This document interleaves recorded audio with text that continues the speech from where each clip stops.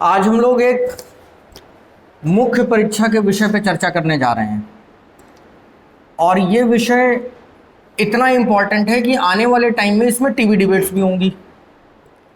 और पिछले कुछ सालों में देखा गया कि चाहे इंटरव्यूज़ हो, चाहे मेंस की आंसर राइटिंग हो, इस तरीके के सवाल कई बार पूछे गए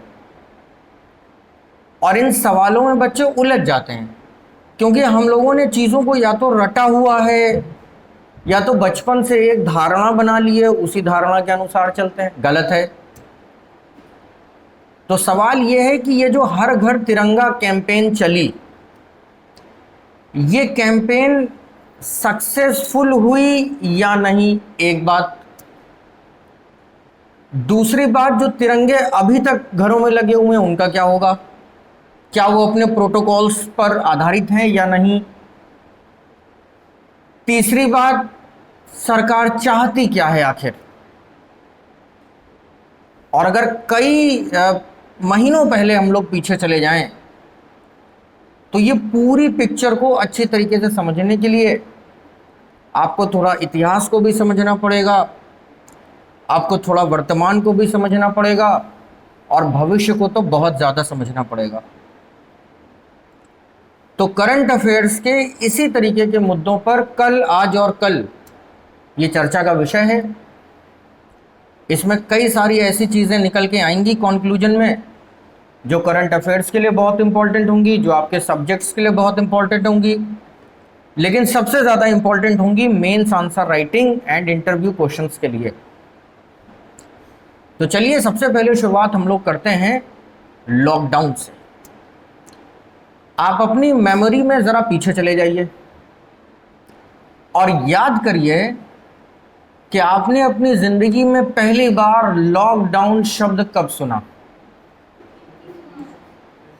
21 मार्च को ये शब्द आपने सुना था, क्योंकि 22 मार्च 2021 को इस देश में जनता कर्फ्यू लगा था।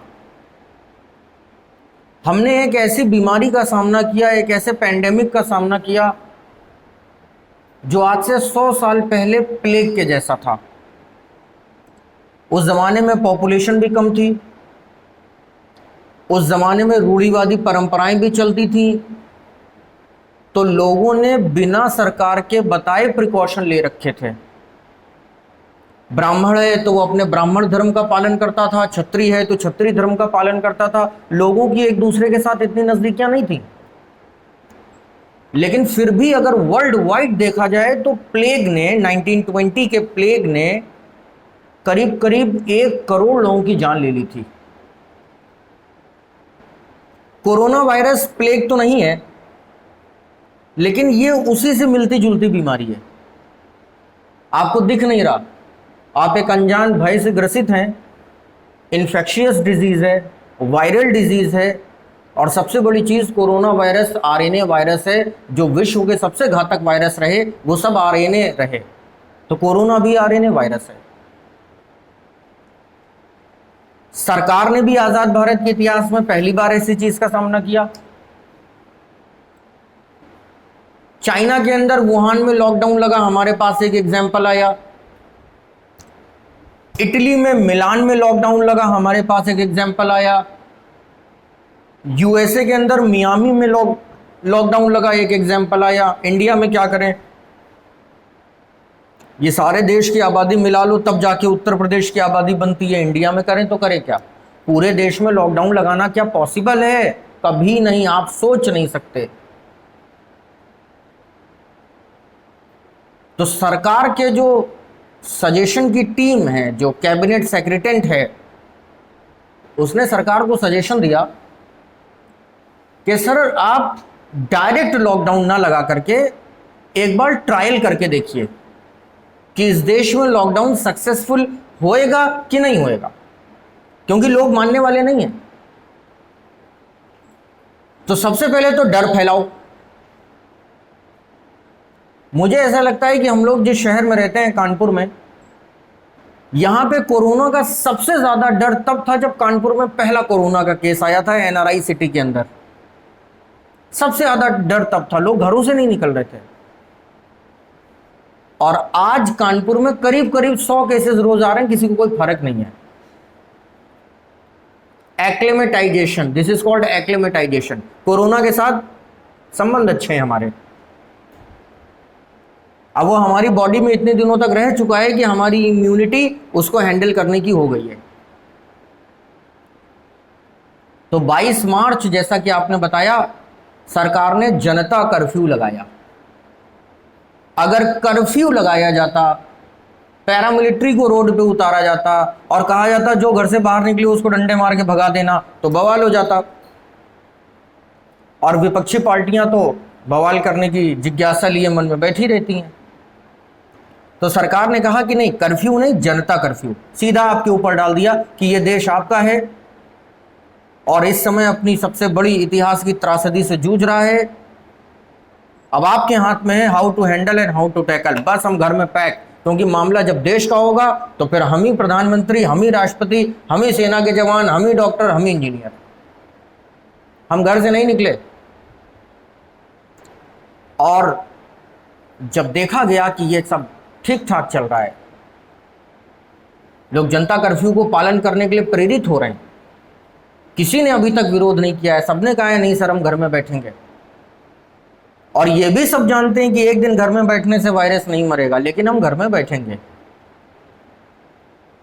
तो सरकार ने कैंपेन चलाई 5 बजे 5 मिनट।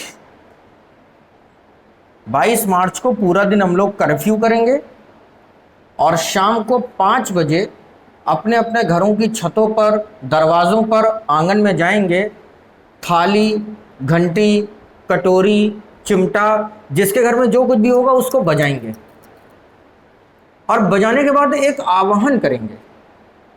और वो आवाहन इस बात का प्रतीक होगा कि now we people of India are aware for the pandemic. और जो लोग इस पेंडेमिक से हमारी रक्षा करने के लिए मैदान में उतर रहे हैं उनको ये सपोर्ट होगा,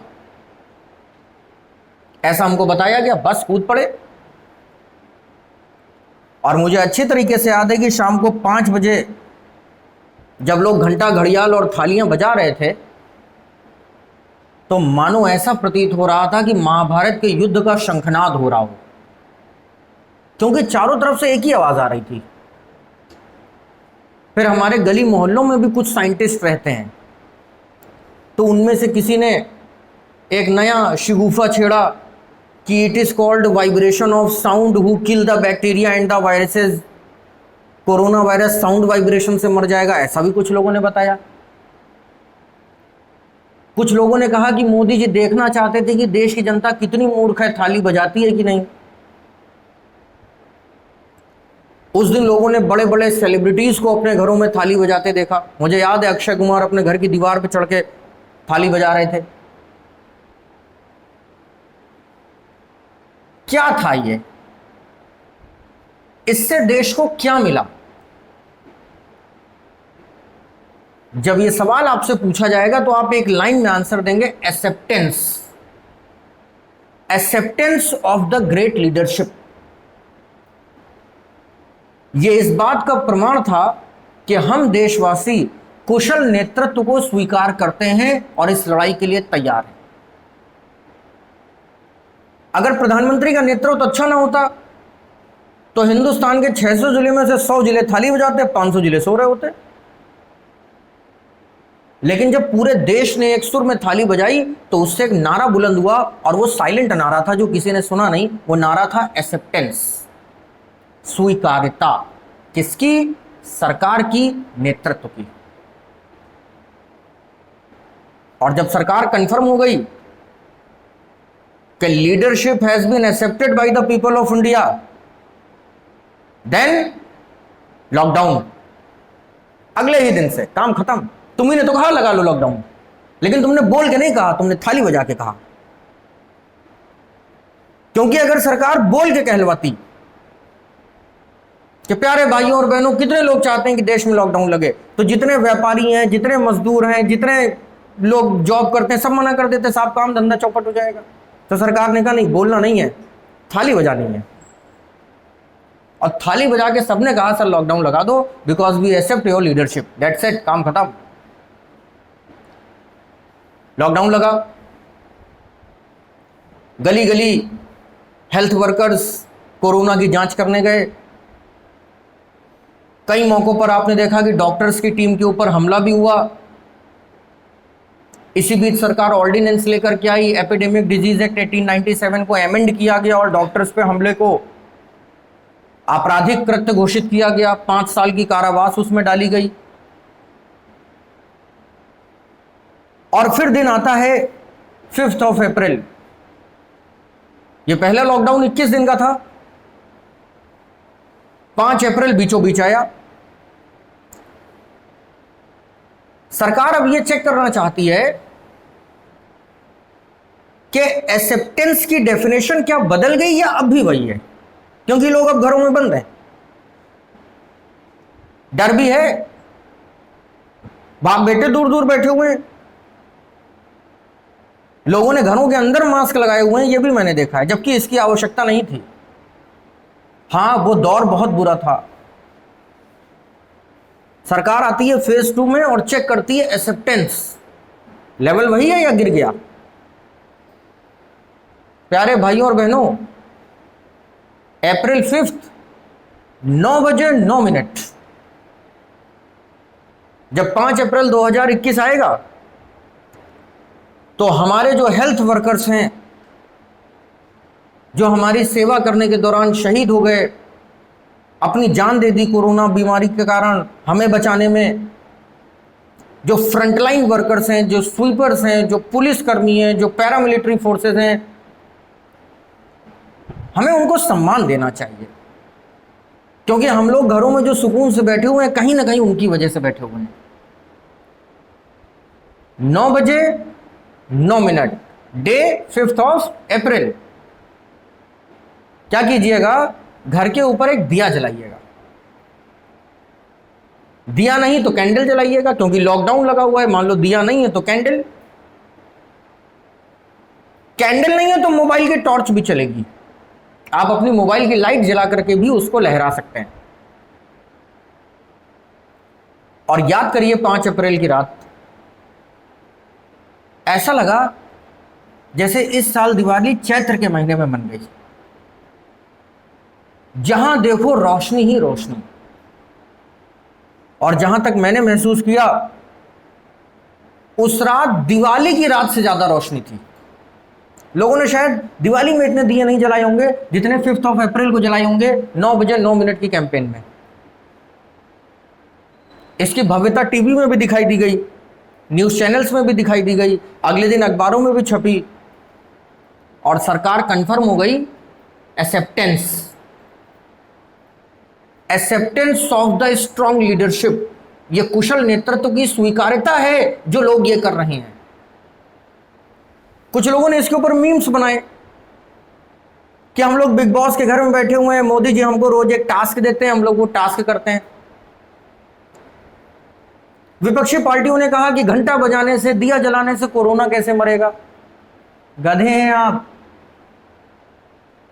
सरकार का मतलब ही ये सुप्रीम, सरकार का मतलब ही ये जो श्रेष्ठ है वही सरकार है, जो इलेक्टेड है वही सरकार है। वो क्या चेक करना चाह रही है आप कभी नहीं समझ पाएंगे, एक्सेप्टेंस। और सरकार ने लॉकडाउन को 3 महीने के लिए बढ़ा दिया। आपसे पूछा होता तो आप मना कर देते, इसलिए आपसे दूसरी तरीके से पूछा गया। आपने इस बार दिया जला के बताया कि साहब बढ़ा दो, वी आर रेडी। और 3 महीने के बाद स्टेप बाय स्टेप उसको खोला भी गया। खैर, हम लोगों ने कोरोना की भयावहता को देखा, एक डिजास्टर्स ईयर हम लोगों ने देखा, एक एरा हम लोगों ने देखा। Second wave of corona I. First wave के लॉकडाउन में हमने जो हेल्थ इंफ्रास्ट्रक्चर तैयार कर लिया था, उसका फायदा हमें सेकेंड वेव में मिला। लोगों ने वैक्सीन लगवा रखी थी। इसीलिए आपने देखा कि थर्ड वेव आते आते कोरोना भी औंधे मुंह गिर गया और सक्सेस नहीं हो पाया, क्योंकि तब तक हेल्थ इंफ्रास्ट्रक्चर डेवलप हो चुका था देश में, ऑलमोस्ट वैक्सीनेटेड हो चुके थे लोग, और अब तो बच्चों की वैक्सीन भी आ चुकी थी।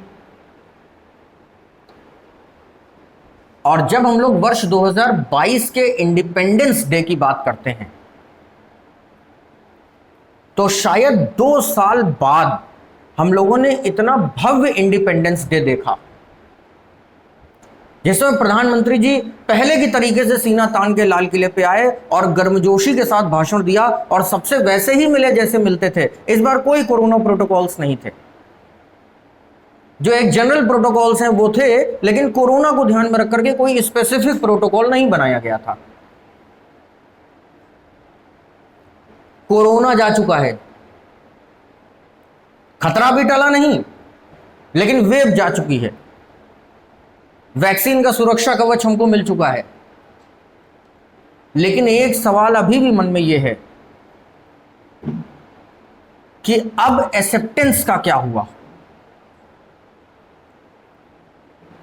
चाहे थाली बजाना हो, चाहे दिया जलाना हो, यह कुशल नेतृत्व की स्वीकार्यता ही थी और यह सरकार का ओपिनियन पोल भी था कि वर्ष 2022 के उत्तर प्रदेश चुनावों में हम जीतेंगे या हारेंगे। इसीलिए जब विपक्षी दल कहते थे कि हम 400 सीटें लाएंगे तो सरकार हंसती थी, क्योंकि वो तो पहले ही चेक करा चुकी है दिया जलवा के, थाली बजवा के। और अब ताबूत पे आखिरी कील ठोकनी बाकी है, चेक करना बाकी है कि जब सब कुछ खत्म हो चुका है, सारा खराब दौर गुजर चुका है, उत्तर प्रदेश में दोबारा सरकार बन चुकी है, केंद्र का कार्यकाल पूरा होने वाला है, 2024 में फिर से लोकसभा के चुनाव हैं, तो एक्सेप्टेंस का लेवल क्या है। और इस बार आया हर घर तिरंगा। सरकार मूर्ख नहीं है जो आपसे फिर थाली बजवाए। समझ जाओगे यार, वो ये तो कोरोना में भी करवाया था, और अगर कह दे दिया जलाओ तो बोलो अब किसकी याद में। फिर कह रहा हूं सरकार का मतलब सुप्रीम। इस बार आप तिरंगा लगाइए अपने घर में, और कैंपेन का नाम है हर घर तिरंगा। इससे 2 फायदे होंगे। पहला फायदा ये कि सड़क के ऊपर जो प्लास्टिक के झंडे बिकते हैं, कागज के झंडे बिकते हैं, जो इंडिपेंडेंस डे और रिपब्लिक डे के बाद सड़क के ऊपर कूड़े के ढेर में पाए जाते हैं, वो बंद हो जाएगा। क्योंकि जब आप एक महंगा झंडा खरीद के लाओगे 100, 200, 500 रुपए का, तो फिर आप छोटे मोटे झंडे नहीं खरीदोगे। और दूसरा फायदा, सरकार को अपनी एक्सेप्टेंस भी पता चल जाएगी। और जब 15 अगस्त को सुबह मैं अपनी छत पे पहुंचा तो ऐसा लगा मानो देश आज ही आजाद हुआ है। प्रकृति भी आजादी का संदेश दे रही थी और ठंडी हवा चल रही थी, और हर घर तिरंगा लहराने में लगा हुआ था। किसी किसी ने तो अपने पूरे घर को तिरंगे से सजाया हुआ था, किसी किसी घर में कई सारे तिरंगे लगे हुए थे, और किसी किसी ने एक और प्रॉपर लगाया हुआ था। इस राष्ट्रीय ध्वज की सप्लाई सरकार के द्वारा भी की गई, कई सारी पॉलिटिकल पार्टीज ने भी इसकी सप्लाई करी, और आपके घरों में भी कोई ना कोई तिरंगा झंडा देने आया होगा कि सर आप इसको अपने घर में लगा लेना। अब एक मामला ये उठता है कि क्या विपक्षी पार्टियां हर घर तिरंगा कैंपेन को सपोर्ट करेंगी कि नहीं करेंगी। तो थाली बजानी पड़ी थी कि नहीं, दिया जलाना पड़ा था कि नहीं, तो तिरंगा भी लगाना पड़ेगा, क्योंकि यह मामला तो तिरंगे का है। नहीं लगाओगे तो राष्ट्रद्रोही, लगाओगे तो अच्छे नागरिक, और अगर कुछ भी बकवास करोगे इसको लेकर के तो जनता तो पहले ही आपको सबक सिखा रही है। सोचो आगे क्या होगा। तो मैंने सपा के एक बड़े प्रवक्ता को लखनऊ में ठेले पे तिरंगे ढोते देखा, कांग्रेस के भाई बहनों ने भी तिरंगे लगाए, सभी देश की सभी पॉलिटिकल पार्टियां एक मंच पर आ गईं, और कुछ कुछ सरकारों ने तो, जैसे कि छत्तीसगढ़ सरकार, भूपेश बघेल साहब ने तो बाकायदा एक एडवर्टीजमेंट बनाया कि कैसे तिरंगा आपको अपने घर में लगाना है। क्योंकि हर घर तिरंगा अभियान किसी पॉलिटिकल पार्टी की बात नहीं थी, ये राष्ट्र की बात थी। और 15 अगस्त की सुबह ऐसा लगा मानो देश आज ही आजाद हुआ है, हर घर तिरंगा, और ये पूरी प्रकृति, ये पूरा आसमान 3 रंगों से रंग गया था। इससे सरकार को क्या मिला? Acceptance of the powerful leadership. और अब सरकार फिर से कंफर्म हो गई है कि शक्तिशाली नेतृत्व की स्वीकार्यता आज भी इस देश में है। एंड द सेम डे 15 अगस्त को ही कांग्रेस ने शांति मार्च निकाला था, ठीक वैसे ही जैसे कभी गांधी जी निकाला करते थे। लेकिन शायद आपको पता भी ना हो कि मार्च निकला था, क्योंकि मीडिया ने उसको कवर नहीं किया। कुछ 40-50 लोग थे उसमें। इससे उनको भी शायद पता चल गया हो कि उनकी एक्सेप्टेंस नहीं है। यहां पे हम लोग कोई राजनीतिक चर्चा नहीं कर रहे हैं, यहां पे हम लोग एक पॉलिटिकल साइंस के विषय की चर्चा कर रहे हैं, करंट अफेयर की चर्चा कर रहे हैं कि एक्सेप्टेंस आखिर होता क्या है। यहां से एक समस्या पैदा होती है, एक सवाल निकलता है कि सर फिर तिरंगा ही क्यों? और भी तो कोई कैंपेन आ सकती थी, थाली बजवा ली, दिया जलवा लिया, कुछ और करवा लेते। इसके लिए हमें इतिहास में जाना पड़ेगा। इसीलिए मैंने कहा कि इसको हम लोग कल, आज और कल नाम दे रहे हैं। 1919 भारत में पहली बार डायरकी लागू करी गई, लेकिन यह डायरकी केवल स्टेट के लेवल पर थी। यानी कि लोकल गवर्नेंस में हम भारतीय अपनी सरकार बना सकते हैं, राज्यों में गवर्नर अंग्रेज का ही रहेगा, ब्रिटेन का ही रहेगा, और केंद्र में तो अंग्रेज थे ही। जब हम भारतीयों ने यह कहा कि नहीं सर ये डायरकी सेंटर में भी आनी चाहिए, तो कहा गया 10 साल बाद। 10 साल बाद हम विचार करेंगे कि सेंटर में डायरकी आनी चाहिए या नहीं आनी चाहिए, यानी कि डोमिनियन स्टेटस देना चाहिए कि नहीं देना चाहिए। और ठीक 10 साल बाद साइमन कमीशन आया। 1929 में साइमन कमीशन को अपनी रिपोर्ट सौंप देनी थी, इसलिए वो एक साल पहले 1928 में आ गया, ताकि वो रिसर्च कर सके, वो जांच कर सके। चूंकि कमीशन में एक भी मेंबर नहीं था इंडियन, इसलिए उसका विरोध हो गया और पूरे देश में नारा बुलंद हुआ, साइमन गो बैक। लेकिन साइमन अपना काम करके चला गया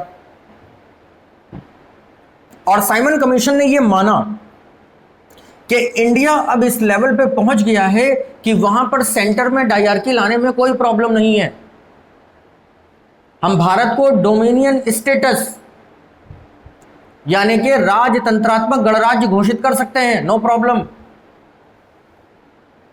कांग्रेस ने इसका पहले से ही विरोध कर दिया, इसलिए साइमन के विरोध में पंडित मोतीलाल नेहरू की अध्यक्षता में एक कमीशन बनाया गया और कहा गया कि अब आप इस बात की जांच करो कि भारत को आजादी कितनी और कैसे मिलनी चाहिए। पंडित मोतीलाल नेहरू ने जो रिपोर्ट तैयार करी उसे नेहरू रिपोर्ट कहा जाता है,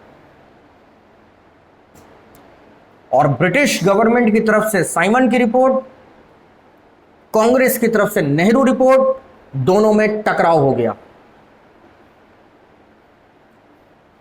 चूंकि पंडित मोतीलाल नेहरू ने ही यह रिपोर्ट तैयार करी थी, इसलिए 1928 का जो कांग्रेस का सेशन हुआ वो कलकत्ता में हुआ और अध्यक्ष खुद पंडित मोतीलाल नेहरू थे, जहां पे सर्वसम्मति से पंडित नेहरू की इस रिपोर्ट को मान्यता दी गई और कहा गया कि साइमन की रिपोर्ट के ऊपर अब नेहरू रिपोर्ट हावी होनी चाहिए।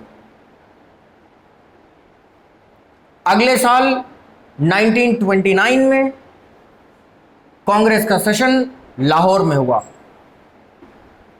और नेहरू रिपोर्ट को ही आधार बनाते हुए उस समय के कांग्रेसी युवा जैसे कि पंडित जवाहरलाल नेहरू, सुभाष चंद्र बोस, इन सब लोगों ने कंप्लीट इंडिपेंडेंस को सपोर्ट किया और कहा कि हमें डोमिनियन स्टेटस नहीं चाहिए, हमें डायरकी नहीं चाहिए, हमें चाहिए तो पूरी आजादी। और 1929 के लाहौर सेशन में इसी के चलते पंडित जवाहरलाल नेहरू को अध्यक्ष बनाया गया और उन्होंने एक जोशीला भाषण दिया कि कॉमरेड्स तैयार हो जाओ अब उस लड़ाई के लिए जहां पर हारने की कोई गुंजाइश नहीं। और कहा कि हम अंग्रेजों को 1 साल का समय देते हैं कि हमें पूरी आजादी दे दो, वरना आंदोलन जो होगा उसके लिए जिम्मेदार अंग्रेज होंगे। एक तरफ अंग्रेज भारत के ऊपर दया दृष्टि दिखा रहे थे कि चलो तुम्हें डोमिनियन स्टेटस बना देते हैं, और दूसरी तरफ कंप्लीट इंडिपेंडेंस, और वो भी इस जोश के साथ। गांधी जी सहमत नहीं थे। मैंने आपको कई बार बताया कि गांधी जी को हमेशा प्रेशर में ले लिया जाता था, सीधे थे, वो सहमत नहीं थे। लेकिन मरे क्या ना करें, तो 1929 में गांधी जी ने देश भर की यात्रा करी और लोगों को समझाना शुरू कर दिया कि देखो भैया, विदेशी कपड़ों की होली जला लेने से, शराब की दुकानों के बाहर धरना प्रदर्शन करने से काम नहीं चलेगा, अब एक बड़े आंदोलन के लिए तैयार हो जाइए। इसी बीच भारत के तत्कालीन वायसराय लॉर्ड इरविन ने घोषणा करी कि राउंड टेबल कॉन्फ्रेंस का आयोजन किया जा रहा है लंदन में। भारत की सभी पॉलिटिकल पार्टीज को आमंत्रित करता हूं कि आइए और आकर के चर्चा करिए। हम साइमन की रिपोर्ट पे भी चर्चा करेंगे, हम नेहरू रिपोर्ट पे भी चर्चा करेंगे, और एक साझे संवाद के थ्रू हम कंक्लूजन पे निकलेंगे कि भारत के साथ क्या होना चाहिए। लेकिन कांग्रेस तब भी इस भ्रम में रही कि वहां पे ये चर्चा नहीं होगी, वहां पे केवल इस बात पे चर्चा होगी कि साइमन की रिपोर्ट को लागू कैसे कराया जाए। और इसी बीच गांधी जी ने ब्रिटिश गवर्नमेंट के सामने 11 पॉइंट डिमांड रख दी, 11 सूत्री मांगे। इनमें कुछ मांगे आम आदमी के जीवन से जुड़ी थी, कुछ मांगे प्रबुद्ध वर्ग से जुड़ी थी, और कुछ मांगे किसानों से भी जुड़ी थी। उदाहरण के तौर पर रुपए और स्टर्लिंग का रेशियो कम होना चाहिए। सेना डिफेंस फोर्सेस पे जो खर्च करती है सरकार, उसमें कम से कम 50% कटौती होनी चाहिए। भारत की जेलों में बंद पॉलिटिकल प्रिजनर्स को जेल से छोड़ दिया जाना चाहिए। अंग्रेजों ने नमक के ऊपर जो मोनोपोली बना रखी है, जो एकाधिकार बना रखा है, वो खत्म होना चाहिए। इस तरीके की 11 मांगे, और सरकार को सख्त संदेश दिया कि अगर आपने हमारी बात नहीं मानी 11 मार्च तक, तो हम आंदोलन करेंगे। गांधी जी को तो सबने समझा के आगे कर दिया कि 11 पॉइंट प्रोग्राम लेकर के जाओ, और खुद सब पीछे आ गए। गांधी जी पहले से जानते थे अंग्रेज मांगे नहीं मानेंगे। उनका सिंपल सा पॉइंट था कि मांगों की बात केवल तब होगी जब आप राउंड टेबल कॉन्फ्रेंस में आओगे। तो गांधी जी मरते क्या ना करते, आंदोलन तो शुरू करना ही है। और आंदोलन आया सिविल डिसोबेंस मूवमेंट, सविनय अवज्ञा आंदोलन, 1930 महीना मार्च का। इसको सविनय अवज्ञा क्यों कहते हैं? क्योंकि गांधी जी के काम करने का तरीका है सत्य और अहिंसा पर आधारित। तो सविनय, पूरी पोलाइटनेस और जेंटलमैन तरीके से हम आपके कानून नहीं मानेंगे। अवज्ञा, ना मानना, नहीं मानेंगे। Civil disobedience, to disobey the laws. और इसी मूवमेंट का एक पार्ट बना द डांडी मार्च। साबरमती आश्रम से गांधी जी अपने 78 फॉलोवर्स के साथ 12 मार्च को निकल पड़े नमक कानून तोड़ने के लिए। बहुत लंबी पैदल यात्रा करी, 240 किलोमीटर पैदल चले, रास्ते में जो मिलता उसको समझाते, सभाओं को संबोधित करते। हजारों लोगों ने इस दौरान कांग्रेस भी ज्वाइन कर ली, और 6 अप्रैल को गांधी जी ने दांडी में नमक तोड़ दिया। 5 अप्रैल को दांडी पहुंच गए, 6 अप्रैल को वहां पे मुट्ठी भर, हैंडफुल ऑफ सॉल्ट, मुट्ठी भर नमक बना करके नमक कानून तोड़ दिया। अब ये दांडी की कहानी मैं आपको क्यों सुना रहा हूं?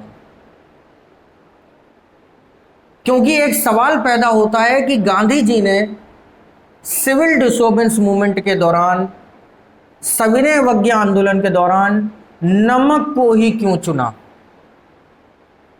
11 पॉइंट डिमांड थी ना, 11 सूत्री मांगे थी, उनमें से नमक एक था, बाकी 10 उनको क्यों नहीं चुना? डिफेंस के ऊपर खर्चे घटाओ, गांधी जी आंदोलन कर सकते थे। अफीम की सरकारी बिक्री रोको, गांधी जी आंदोलन कर सकते थे। राजनीतिक बंदियों को जेल से छोड़ो, पॉलिटिकल प्रिजनर्स को छोड़ो, गांधी जी आंदोलन कर सकते थे। Why salt?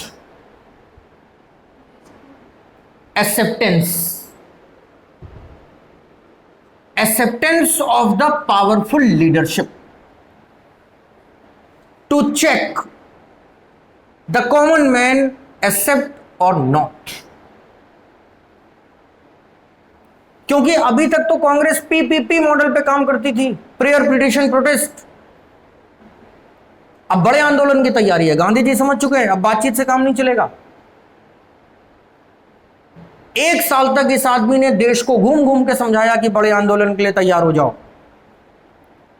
उसके बाद ओपिनियन पोल लोगे या नहीं? एक्सेप्टेंस चेक करोगे या नहीं? नमक से एक्सेप्टेंस चेक करी गई कि कांग्रेस की लीडरशिप की देश में स्वीकार्यता क्या है। और गांधी जी तो मुट्ठी भर नमक बना के अरेस्ट हो गए, लेकिन देश के हर गांव में फिर नमक बनने लगा। बच्चा बच्चा नमक कानून को तोड़ने लगा और देश में एक ऐसा माहौल तैयार हुआ कि मानो यह देश अगले कुछ दिनों में ही आजाद हो जाएगा। कांग्रेस जो कि लंबे समय तक गांधी जी पे कॉपीराइट रखती थी, 2014 में यह copyright prime minister Narendra Modi ने कांग्रेस से छीन लिया और गांधी जी के दांडी वाले फॉर्मूले को एज इट इज लागू कर दिया। चाहे थाली बजाना हो, चाहे दिया जलाना हो, चाहे हर घर तिरंगा हो। इसीलिए मैंने कहा कल, आज और कल, दिस इज कॉल्ड एक्सेप्टेंस। नमक आम आदमी से जुड़ी चीज है। खाने में नमक नहीं तो खाना नहीं। हमारे देश में आज भी कहावतें मशहूर है, नमक रोटी। नमक के नाम पे सब एक होंगे। थाली किसके घर में नहीं है? नहीं होगी तो कटोरी होगी, प्लेट होगी, कुछ तो बजाओगे। दिया किसके घर में नहीं है? सरकार ने एलईडी तो नहीं जलाई 9 मिनट 9 क्या कहा कि दिया जलाइए, 9 बजे 9 मिनट दिया जलाइए। हर घर तिरंगा, पैरामीटर तो नहीं तय किया ना, हर आदमी की तिरंगा खरीदने की हैसियत है, नहीं हो तो हम दे रहे हैं। एक्सेप्टेंस। इतिहास में घटी हुई घटनाओं से अगर सीखा जाए तो भविष्य बेहतर होता है। और जब नमक की स्वीकार्यता, गांधी जी के इस कुशल नेतृत्व की स्वीकार्यता पूरे देश में पहचान ली गई, तब कांग्रेस आगे आती है और 1935 में गवर्नमेंट ऑफ एक्ट आता है और हमें आधी आजादी मिल भी जाती है। 1937 द फर्स्ट जनरल इलेक्शन, आप लोगों ने पढ़ा हुआ है। तो मेरे कहने का तात्पर्य आप समझ गए होंगे कि जब भी सरकार इस तरीके का कोई अभियान लेकर के आती है जो आम आदमी से जुड़ा हुआ हो या जो आम आदमी की जरूरत से जुड़ा हुआ हो, तो उसके पीछे एक बहुत बड़ा कारण होता है। ये जो हर घर तिरंगा कैंपेन थी, इसने सरकार को लगभग क्लियर कर दिया कि 2024 का रिजल्ट क्या होगा। इसने सरकार को लगभग क्लियर कर दिया कि अगर अगले 1-1.5 साल में सरकार कोई बड़ा एक्शन ले ले, कोई बड़ा कानून ले आए या कुछ भी बड़ा कदम उठा ले, तो जनता का साथ मिलेगा या नहीं मिलेगा। अभी आधिकारिक डेटा तो नहीं आए, लेकिन ऐसा कहा जा रहा है कि देश भर में 200 करोड़ तिरंगे फहराए गए। 200 करोड़ तिरंगे फहराए गए देश भर में। और अगर यह बात सच है तो आप समझ जाइए कि कल को सरकार अगर किसी दूसरे देश के ऊपर अटैक करेगी तो देश की जनता साथ आएगी या नहीं। कल को सरकार पाक ऑक्युपाइड कश्मीर के ऊपर अगर अपना अधिकार जताएगी तो देश की जनता साथ आएगी या नहीं। या हम कोई अगली सर्जिकल स्ट्राइक या एयर स्ट्राइक की तैयारी करेंगे तो देश की जनता साथ आएगी या नहीं। जीएसटी जैसा कोई कानून फिर सरकार लाएगी तो हम साथ आएंगे या नहीं। यूनिफॉर्म सिविल कोड लाएगी तो हम साथ आएंगे या नहीं। जनसंख्या नियंत्रण कानून बनाएगी, हम साथ आएंगे या नहीं। इन सारे यक्ष प्रश्नों का जवाब नचिकेता को मिल चुका है हर घर तिरंगा अभियान से। बात आपको समझ में आ गई होगी। मुख्य परीक्षा में उत्तर कैसे लिखना है, इंटरव्यू में जब आपसे इस बारे में पूछा जाएगा। तो ये तो एक उदाहरण मैंने आपको दिया है। हमेशा आपको इतिहास की किसी ऐसी घटना से जोड़ करके वर्तमान संदर्भों को प्रस्तुतिकरण उसका करना पड़ेगा, प्रेजेंटेशन आपको देना पड़ेगा। अच्छी तरीके से बात आपको समझ में आ गई। अब आप अपने डाउट्स क्लियर कर सकते हैं।